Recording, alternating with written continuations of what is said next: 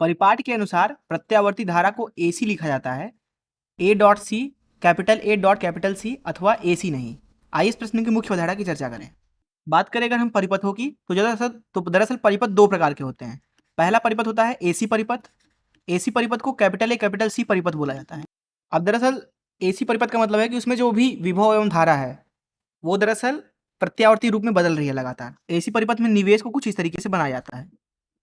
वहीं अगर हम बात करें दूसरे प्रकार के परिपथ की तो वो होती है दिष्ट परिपथ, जिसे DC परिपथ बोला जाता है, जिसको दरअसल कुछ इस तरीके से दर्शाया जाता है। अगर हम बात करें AC परिपथ की तो यहाँ मान लीजिए धारा I प्रवाहित हो रही है तथा यहाँ V विभव लगाया गया है। यहाँ पे मान लीजिए धारा I प्रवाहित हो रही है और V विभव लगाया गया है। तो यहाँ पे जो धारा I है वो उसको लिखा जाता है AC धारा, अर्थात एक AC परिपथ है उसमें धारा जो कि AC धारा कहलाती है।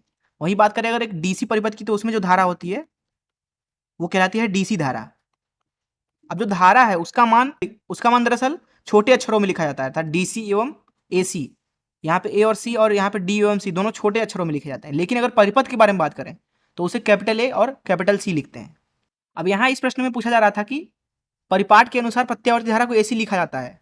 ऐसा इसलिए क्योंकि अगर हम कैपिटल A कैपिटल C लिखें तो दो परिपथ को प्रदर्शित करता है, तो इसलिए मुख्य उदाहरण से बोल सकते हैं कि जो प्रत्यावर्ती धारा होती है उसे हम छोटे a और छोटे c से दर्शाते हैं। लेकिन अगर परिपथ के बारे में बात करें तो उसे कैपिटल A कैपिटल C से दर्शाएंगे।